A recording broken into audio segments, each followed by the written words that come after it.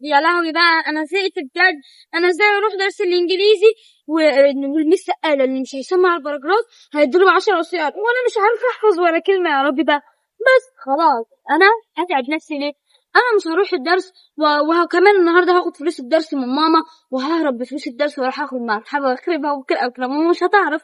يلا بقى اروح اضحك على ماما واخد منها الفلوس بسرعه. كده سهير عايزة تهرب، والله لا راح اضحك عليها برضه اقول له